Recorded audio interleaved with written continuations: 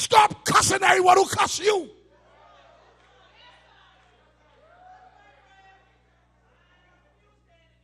Here it is. David found out where Mephibosheth was. He sent his servants in one of his stretched chariots, drawn by prancing Arabian thoroughbreds, across the Jordan River to get him. When they got to his shack and knocked on the door and told him who they were, Mephibosheth assumed the worst. After all, he had heard the stories of how his grandfather tried to kill David. But what he did not know was David had made a promise with his father.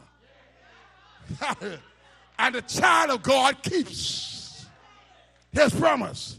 They loaded him in a chariot and carried him into the palace. He enters the presence of David with the enthusiasm of a death row inmate ready to be hung. He bows low before King David and asks, who am I that you pay attention to a stray dog like me? What David did next just caused all of the juices in my Holy Ghost-filled cup to run over. David did not answer the question asked, but he ordered Mephibosheth. He said to Ziba, everything that belongs to Saul and his family, transfer them to his grandson. And you and your sons and your servants are assigned to see to his every need. And from this day, he will eat at my table. Isn't that just like God? Overnight, he will promote you from Lodabar to the king's table. Oh, I need some people in here today who know about God doing extraordinary things, who know that nothing is too hard for God.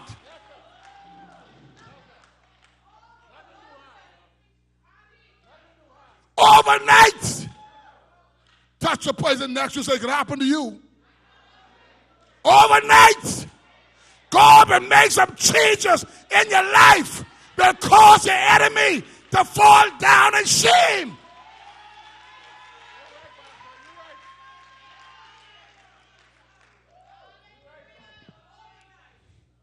But now watch this, watch this, watch this, watch this, watch this. Goodbye, obscurity. Hello, royalty. When you live for Christ, the minute you make a decision to follow Christ, you are royalty. You are then living, eating at the master's table.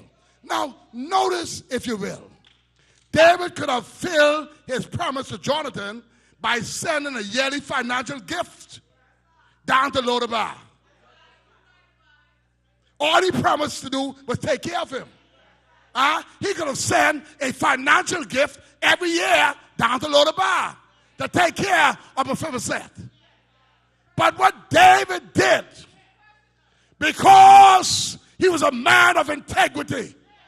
You see, every man will have integrity. But David was a man of integrity. He said, Jonathan asked me for my life.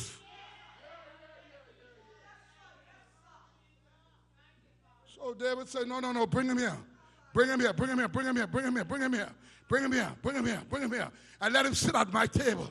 He had no legs to stand on. Good God from Zion, I just see something here. Margaret, I see something here. Mephibosheth had no legs to stand on. But when he sat behind the king's table, no one could see that he had no legs. He sat behind the king's table in royalty. And God will take the brokenness of your life and make you stand up whole again.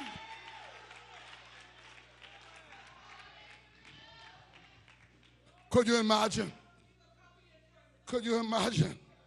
Could you imagine, as broken, messed up as you are, And when God takes you, when God transforms your life, when God makes you over again, it matters not what people see, but when they see you again, there is something about you they will notice, because what? You've been with God.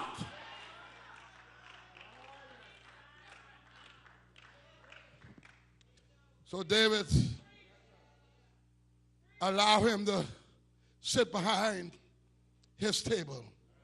You would have thought that after David did all of this, watch life. Watch life. Life is strange commodity. Remember now, I'm taking you to another level. He was down in Lodabar, living a mountain.